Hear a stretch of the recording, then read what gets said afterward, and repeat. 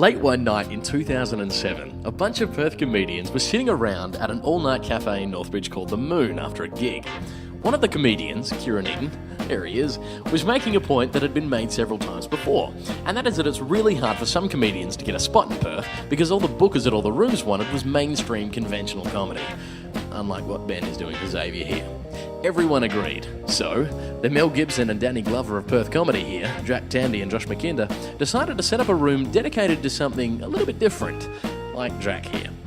McKinder asked Sam Longley if his room at the Brisbane hotel, Lazy Susan's Comedy Den, could be used on a Tuesday night for comedians to try new material, experiment with comedy styles like that, and generally have free rein with a test audience.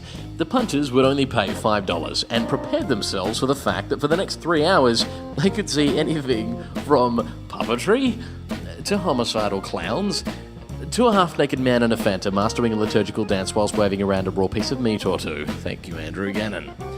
The room would be named after a comedian recommended to Josh McKinder by Nick's son. The comedian quickly became one of McKinder's absolute favourites. He was a ballsy and hilarious experimental comic from New York City by the name of Rick Shapiro. Shapiro was the perfect icon for this kind of room, and a staunch advocate for anything non-conventional about stand-up comedy.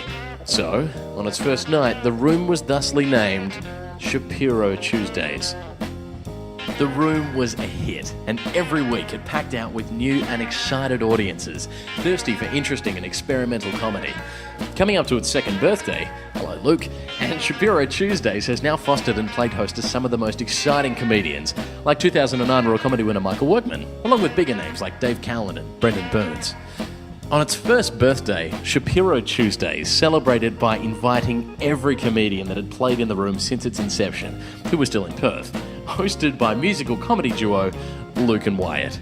The show completely sold out quicker than ever before and showcased all of the artists who'd had the freedom to be creative with comedy. There was laughing, there was crying, there were tits. But coming up to the second birthday, it was going to be really difficult to top a night of such epic proportion.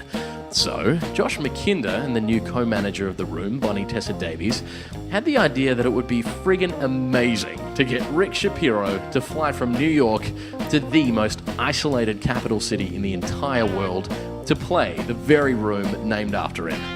Unfortunately, they hadn't had much luck. So, I guess that's kind of where I come in. Hello Shapiro Tuesdays, ladies and gentlemen at the Brisbane Hotel. My name is Jason and I am trying to find Rick Shapiro. Now, New York City is a big city and there's a lot of people here. And you might kindly notice that I'm in the middle of Times Square, where most of the people usually reside. But you might also notice that there aren't a hell of a lot of people around here. About a minute ago, I sneezed and I said, "Excuse por favor," and everyone just fucked off really quickly. So, I'm going to be asking every single person I can find, comedian and non-comedian alike, and ask them, do you know where I can find Mr. Rick Shapiro? Do you know where Rick Shapiro is? No? That's just awkward. The hunt begins right now.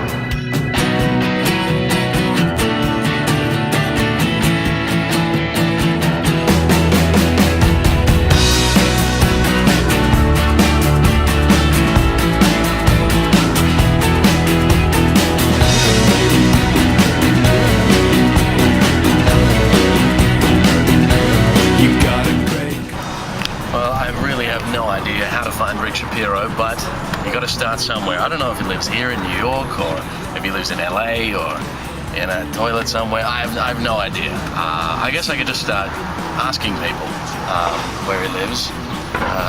Maybe I could just ask a taxi driver to take me to him. So what do you do? Hey, let me ask you something. You ever heard of a guy called Rick Shapiro? Comedian here in New York. Crazy looking kind of Jewish guy, weird beard. TV? Yeah, TV, comedy clubs. You never heard of it? I tried that 7 more times before being asked if I was Rick Shapiro and was trying to find out how famous I am. One guy thought Rick Shapiro was a kind of sandwich. Another cabbie thought Rick Shapiro was the lead singer from Steps.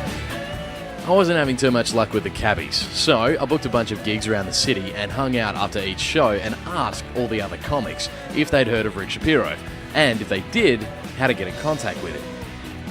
Nothing. So, for the next 15 nights, I went to every comedy club in Manhattan, asking the bookers and the comics where I could find Shapiro.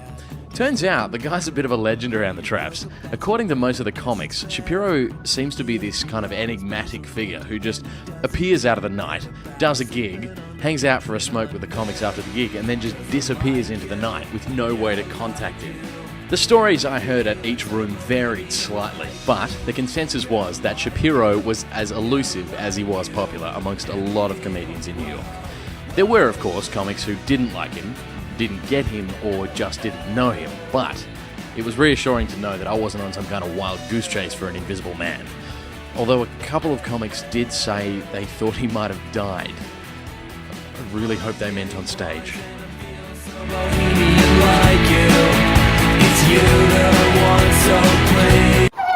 Well, here I am rowing down the lake in Central Park. I'm told by some comedians that Rick Shapiro might be dead. So, I'm looking for his floating, bobbing body. So I can then look at the body and then go, looks like we've got a floater.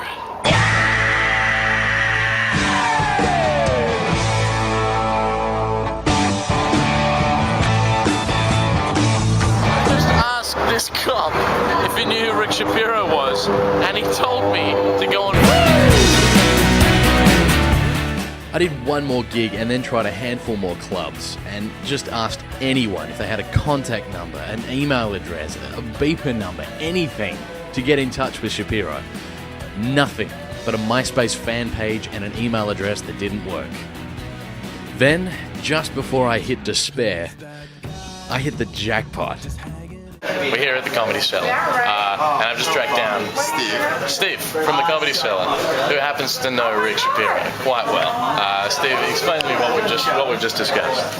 Well, evidently there's a Shapiro Tuesdays somewhere in Perth, a very well-known comedy club, and you're trying to track down Rick Shapiro, the comedian. Yeah, I know him.